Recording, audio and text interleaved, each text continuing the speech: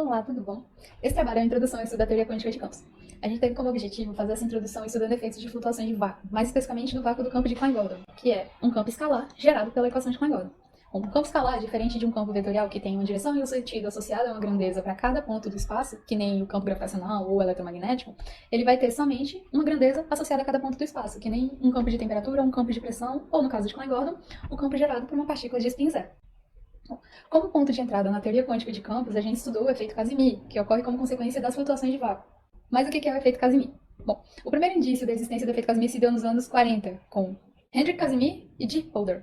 E ele postula, a partir do princípio de Heisenberg da energia de ponto zero, o surgimento de uma força atrativa quando duas placas são colocadas próximas uma da outra. Bom, o Casimir ele publicou o trabalho dele originalmente tratando de um campo eletromagnético, só que cada campo tem o seu estado fundamental, o seu estado de vácuo, e portanto a possibilidade do surgimento de forças de Casimir.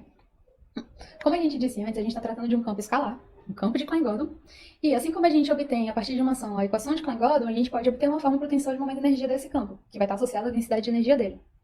Bom, a equação de Klein-Gordon gera uma solução, a solução mais geral é uma combinação linear de todas elas, onde os coeficientes dessa combinação vão ser o quê? Os operadores A e a da H, associados aos operadores de criação e aniquilação, e φ e φ- aqui estão associadas às existências de partículas e antipartículas.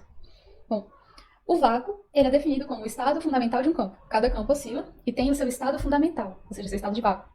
Essa equação 4 está dizendo exatamente isso pra gente, que se você aplicar o operador de aniquilação no cache de vácuo, você vai ter zero, nada, ou seja, não tem como você obter alguma coisa destruindo o vácuo, você já está no estado mais fundamental possível.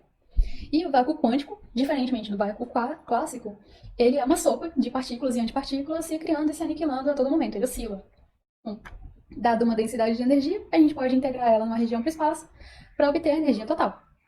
E, dado o gradiente dessa energia também, a gente pode calcular a força que está surgindo como consequência dessas oscilações. Só que essa energia do vácuo tem a forma de uma soma sobre todos os seus modos de oscilação. Se você não tem nenhuma condição imposta sobre o campo, você está no espaço totalmente livre, você concorda que essas energias podem assumir quaisquer valores. Então, se você somar isso, você vai ter uma quantidade infinita de energia para o vácuo. Bom, a gente falou um pouco antes sobre o Casimir postular duas placas paralelas na formulação do efeito, né? Bom, se a gente coloca duas placas próximas uma da outra, a gente vai estar fazendo o quê? A gente vai estar limitando os modos de oscilação desse campo. A gente diz que a gente está perturbando o estado de vácuo. Calculando diretamente a energia nesse caso, a gente também vai obter valores infinitos. Só que, não tanto tratando do espaço livre, a gente pode recorrer ao que a gente chama de métodos de renormalização para obter quantidades finitas para a energia. Bom, vários fatores podem causar perturbações no estado de vácuo de um campo e fazer com que a gente possa obter essas quantidades finitas. Uma delas é a imposição de condições de contorno, que a gente pode classificar em alguns tipos. Condições de Dirichlet são impostas diretamente sobre os valores do campo num determinado ponto. Condições de Neumann, em cima das primeiras derivadas. Condições híbridas, é uma combinação de diferentes tipos de condições de contorno. Vamos tentar entender o processo de renormalização com um caso mais simples, impondo uma condição de Dirichlet ao campo.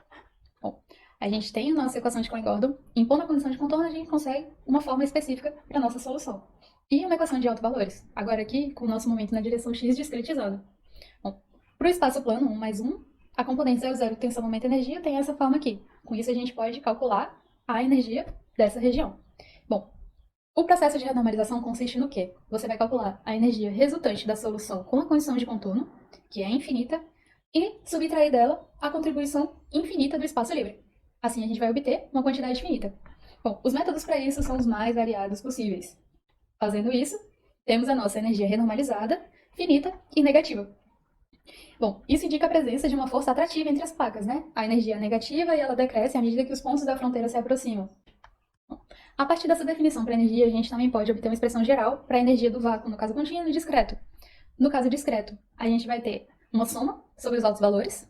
No caso contínuo, uma integral. A gente também pode expandir essa expressão para o caso d mais 1 dimensões. Bom, durante o nosso trabalho, a gente também calculou as energias de Casimir que surgem por uma condição de Neumann e as que surgem por uma condição híbrida. Bom, quando a gente calculou, a gente encontrou que o quê? As condições de Neumann e as condições de Dirichlet geram a mesma energia de Casimir para o campo escalar. Já condições híbridas vão gerar uma energia diferente. Bom, a gente estudou diversos casos do problema Casimir e a gente viu que uma condição quase periódica também leva ao surgimento de forças de Casimir. Mais especialmente ainda, do espaço curvo, a gente viu que a topologia do espaço, a gente estudou especificamente o contexto da corda cósmica, gera forças de Casimir, ou seja, a lei de condições de contorno, a própria forma que o espaço-tempo assume, gera forças de Casimir. Isso é altamente impactante na forma como a gente interpreta o universo, uma vez que a gente está vendo um efeito que é macroscopicamente observado, sendo consequência de efeitos quânticos. Bom, é isso. Obrigada para você que assistiu esse vídeo e ao FPB e ao CNPq por tornar o projeto possível.